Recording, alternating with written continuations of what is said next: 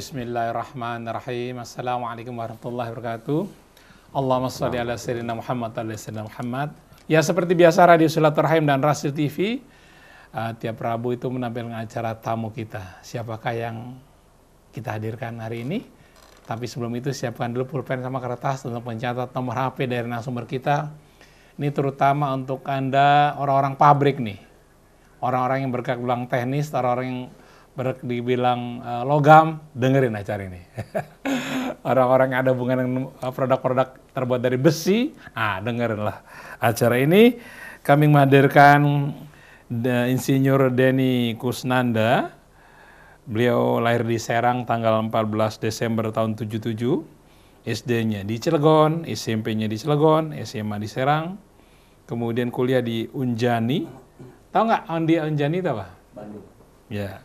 Universitas Jenderal Ahmad Yani Bandung, jurusan metalurgi atau ilmu logam. Misalnya roda gigi, saf atau stang seher, nah itu mainannya tuh. Dulu pekerja di PT Cokro Bersaudara yang punya 25 cabang, ada di Pulau Gadung, pusat itu kalau nggak salah di Cideng. Assalamualaikum Kang Denny. Waalaikumsalam warahmatullahi wabarakatuh. Alhamdulillah, sampai juga ke Rasil. Terima kasih Pak Rasil, terima kasih. Dari Bekasi ke Rasil. Iya. Inilah Denny Kusnanda. Betul. Seorang rekan kita ya yang bergerak di bidang logam. Sebetulnya apa yang menyebabkan Denny ngambil jurusan metalurgi? Iya. Terima kasih Pak Krisna. Bismillahirrahmanirrahim. Assalamualaikum warahmatullahi wabarakatuh. Saya ucapkan syukur alhamdulillah ya kepada Allah yang telah memberikan waktu saya untuk berbincang-bincang di sini. Saya ucapkan terima kasih juga buat Rasil, kru Rasil, juga Pak Krisna yang sudah memberikan saya waktu. Awal mulanya saya ini sebenarnya saya itu tidak punya cita-cita waktu itu, nggak punya cita-cita sama sekali gitu. Karena orang tua saya menginginkan saya itu cuman sekolah dan menjadi orang sukses gitu. Saya sendiri tidak tahu gitu. Apa sih arti sukses, saya nggak, sampai saat ini saya nggak paham gitu. Karena yang namanya sukses itu secara umum, secara general, bahwa orang sukses itu adalah orang yang punya rumah mewah gitu kan, mobil mewah, depositonya banyak, investasi di mana-mana. Itu identiknya orang sukses seperti itu. Itu pemahaman kapan tuh? Waktu SD, SMP, SMA? Ya, pemahaman ya dulu lah. Artinya tuh saya ngeliat orang seperti itu gitu Pak Krisna ya. Artinya tuh bahwa kita itu orang sukses itu seperti itu. Tapi kan artinya kalau menurut saya secara pribadi, sukses itu artinya kalau secara kacamata pribadi saya, bahwa sukses itu adalah bermanfaat aja untuk agamanya gitu ya, untuk bangsa dan negaranya, untuk keluarga dan untuk lingkungan gitu. Itu yang penting buat saya gitu. Jadi seperti itu gitu. Nah, jadi awal mulanya saya punya usaha seperti ini Pak Krisna, itu dulu saya, yang pernah saya ceritakan gitu. Saya pernah kerja di sebuah perusahaan, yaitu bergerak di bidang fabrikasi. Waktu itu perusahaan ini cukup punya nama ya. Perusahaan ini sudah lama sekali berdiri gitu, namanya Cokro Bersaudara. Kemudian saya itu di sana saya sebagai marketing. Kemudian saya mengembangkan sayap, artinya itu pengen mandiri seperti itu. Nah, kalau marketing berarti harus mengetahui produk knowledge ya? Iya, betul. Detail-detail yang mau dijual tuh apa, mesti tahu ya, mesti paham banget ya. Betul sekali. Maka dari itu, jadi saya cerita sedikit Pak Krisna. Orang tua saya itu seorang buruh pabrik, ya. Ibu saya juga hanya ibu rumah tangga. Kemudian bapak saya itu punya cita-cita menyekolahkan anaknya gitu, sampai ke perguruan tinggi negeri. Saya itu punya 4 bersaudara, ya. 4 bersaudara, yang saya paling besar. Bapak saya itu punya gaji hanya cukup bisa buat makan dan menyekolahkan anaknya saja. Makanya di hari tua aja pun bapak saya itu hidupnya sangat sederhana sekali gitu ya, nggak punya investasi, nggak punya apa gitu, ya udah cukup melihat anaknya selesai sekolah ya sudah selesai gitu. Nah gitu. Nah jadi saya itu dulu, kata orang tua saya, karena bapak saya ini seorang buruh yang tidak punya jabatan, kemudian orang tua saya ini berkeras sekali menyekolahkan saya. Ini artinya kamu harus kuliah, kalau bisa masuk di tempat bapak kerja, gitu kan. Nanti Di tempat bapak kerja itu apa? Bidang apa? di bidang kebetulan orang tua saya di Krakatau Steel waktu itu. Kerja di pabrik baja. Kemudian kamu gantiin posisi bapak, gitu kan? Artinya itu minimal bapaknya nggak jadi apa-apa, anaknya bisa jadi apa-apa di perusahaan tersebut. Singkat cerita, saya lulus, gitu ya. Tapi jauh dari harapan, gitu. Begitu saya lulus, ternyata tidak ada lowongan di sana. Sehingga bapak saya kecewa, gitu ya. Sempat sampai bapak saya itu bilang begini, Pak Krisna, saya ini rasanya percuma saya nyekolahin kamu itu, katanya gitu kan. Nggak sesuai dengan harapan saya, gitu. Seperti itu, bapak saya itu sampai ngomong Maaf, sekarang masih ada bapak? Alhamdulillah masih ada. Sampai bapak saya itu bilang, saya tuh percuma nyekolahin kamu itu. Buktinya, kenapa? Udah lulus seperti ini, kamu susah cari kerja, katanya gitu. Karena itu harapan orang tua saya. Kemudian saya Lulusnya on time nggak? Iya, on time gitu kan. Begitu lulus, saya langsung ngelamar kerja gitu. Nah, akhirnya karena nggak dapat pekerjaan tersebut, saya bilang sama bapak saya, ya udah Pak lah, kita nggak usah kecil hati. Biar nanti saya coba melamar gitu, lamar kerja. Gitu. Kemudian saya tahun 2001, 2002 itu saya selesai kuliah waktu itu ya. Waktu itu belum ada seperti sekarang handphone Android di mana-mana ya, tinggal lihat lowongan tuh mudah gitu. Kalau dulu karena saya tinggal di kampung, jadi kalau mau lihat lowongan pekerjaan tuh saya harus lihat koran. Gitu. Dan kalau saya setiap hari harus beli koran, saya nggak punya uang. Iya kan? Jadi saya setiap hari itu pergi ke kota, naik sepeda ya atau jalan kaki, saya itu pinjam koran itu ya. Media surat kabar waktu itu, Kompas waktu itu ya. Saya lihat, saya pinjam, waktu itu saya bayar Rp500 atau sampai Rp1.000 untuk membaca saja. Minjem doang? Minjem saja. Karena kalau beli saya nggak punya uang. Pinjamnya ke siapa? Ke tukang koran. Tukang koran. Sampai tukang koran itu sampai ngomel-ngomel sama saya. Kamu tuh nggak pernah beli, bisanya minjem aja katanya gitu kan. Sampai seperti itu. Ya Allah ya karius. Ya. Sehingga sampai tukang koran itu ngomel-ngomel gitu sama saya gitu ya. Kamu itu nggak pernah beli, bisanya cuma minjem aja. Emang kerjaan kamu apa sih katanya gitu? Ya kerjaan saya ngeliatin koran, saya bilang. Karena seperti itu Pak Krisna. Kemudian setelah itu saya alhamdulillah dapat pekerjaan waktu itu. Waktu itu ya saya dapat pekerjaan di sebuah perusahaan yang bergerak di bidang alat berat, pembuatan spare part alat berat waktu itu ya di daerah Jakarta Utara waktu itu. Kemudian saya kerja di sebuah perusahaan itu, saya kerja di sebuah perusahaan itu kok lama-lama nggak betah gitu. Nggak betahnya apa?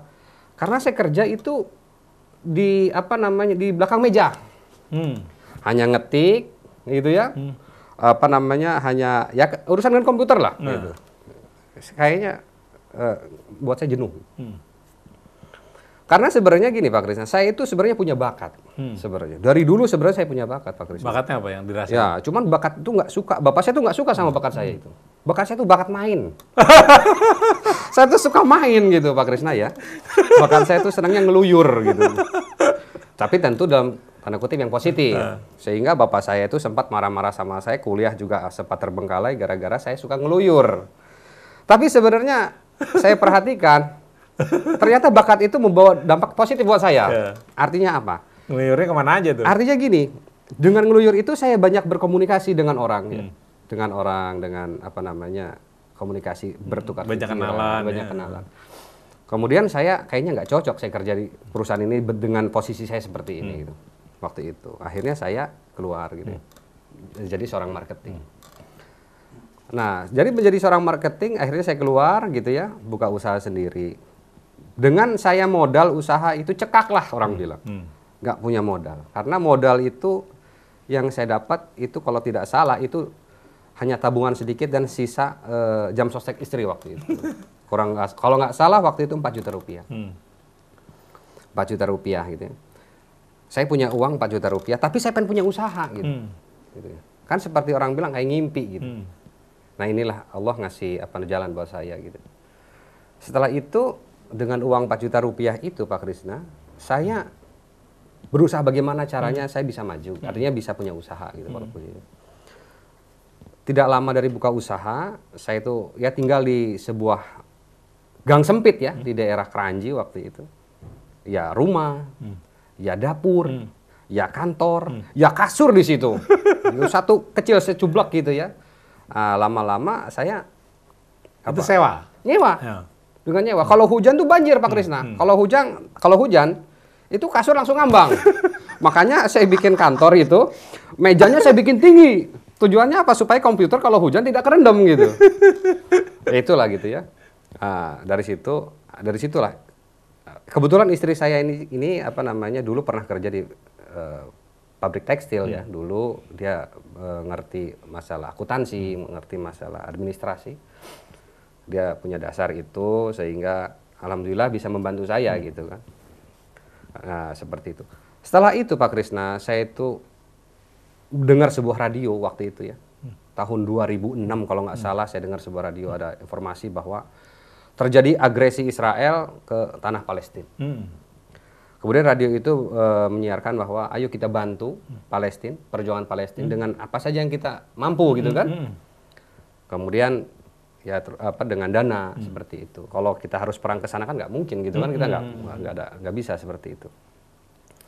Akhirnya saya ngobrol sama istri, Bu, saya bilang saya ini mendengar sebuah radio bahwa ada agresi Israel terhadap Palestina. Ayo kita bantu buat mereka. Kata istri saya begini, yang saya ingat waktu itu. Gimana kita bantu ya katanya ya. Sedangkan uangnya segini gitu. Ini itu uang itu Pak Krisna ya, itu buat makan, buat bayar kontrakan, buat usaha, dan buat macam-macam gitu. Ini kalau uang dipakai habis ya sudah habis kita katanya gitu. Ya sudah kalau memang habis kita pulang aja kampung kan begitu kan. Pikiran saya begitu. Setelah itu saya kalau nggak salah saya menemui radio waktu itu di daerah Bekasi ya. Saya berikan waktu itu dengan nilai kalau nggak salah 1 juta rupiah.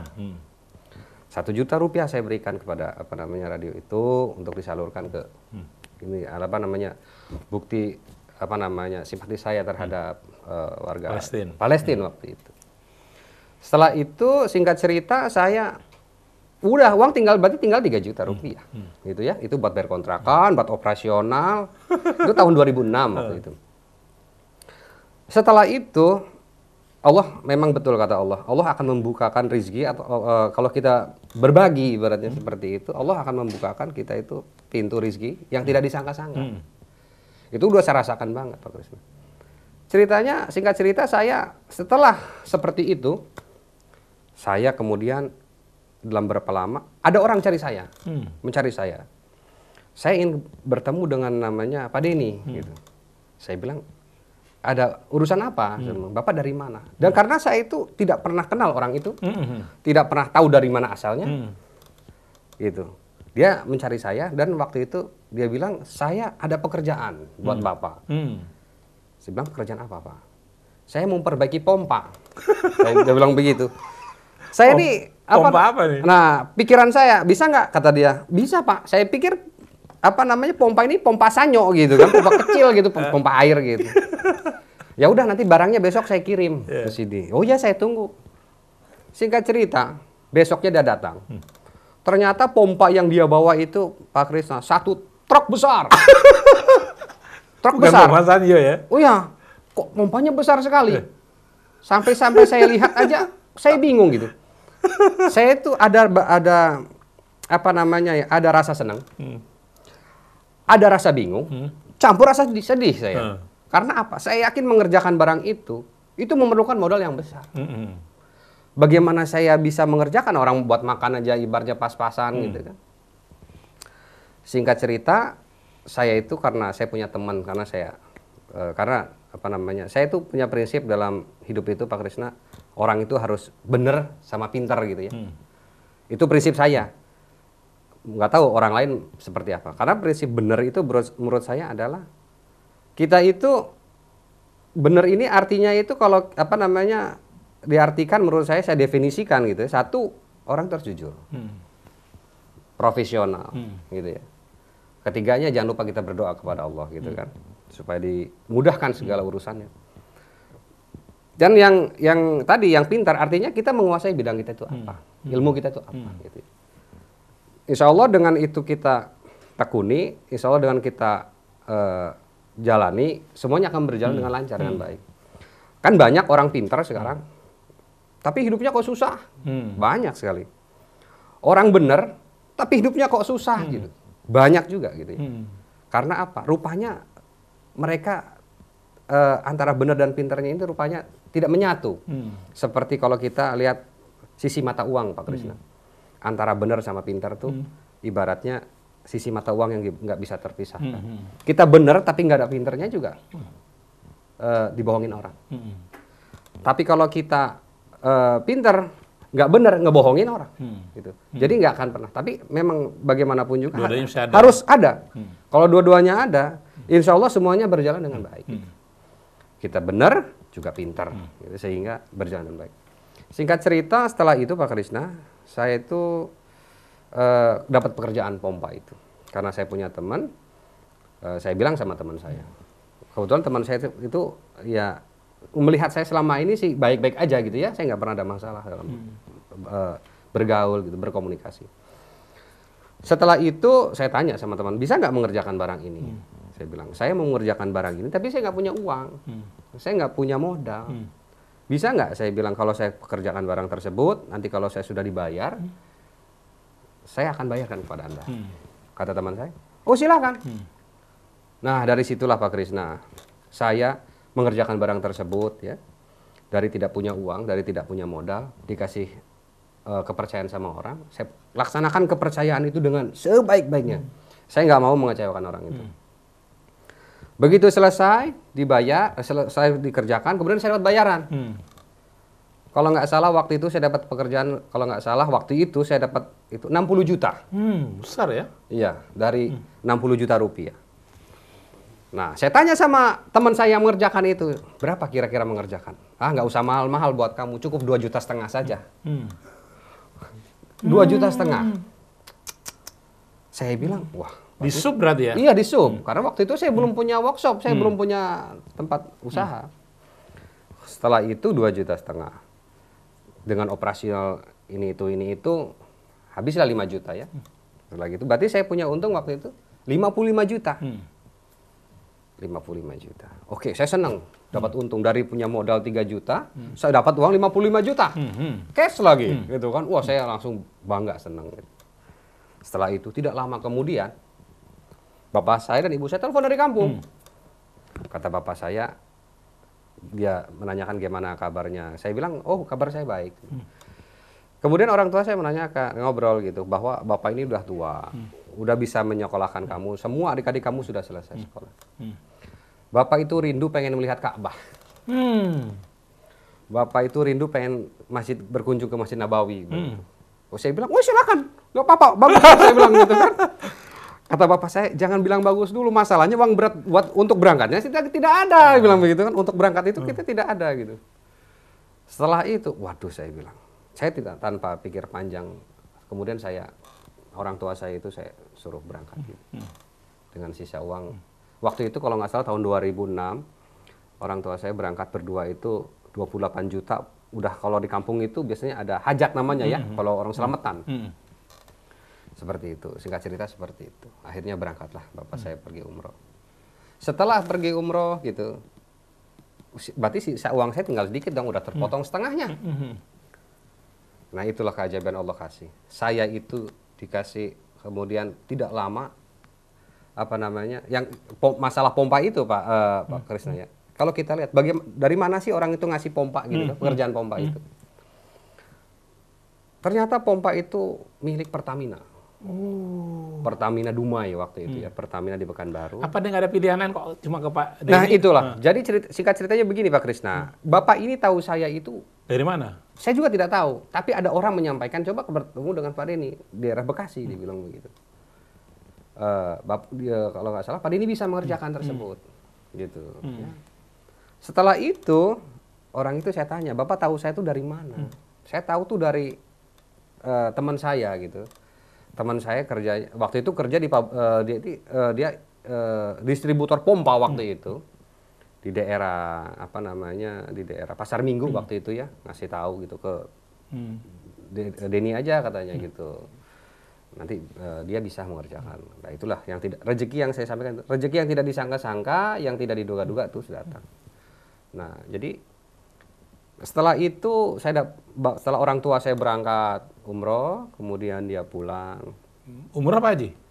Umroh waktu itu, berangkat umroh karena waktu itu umroh gitu ya.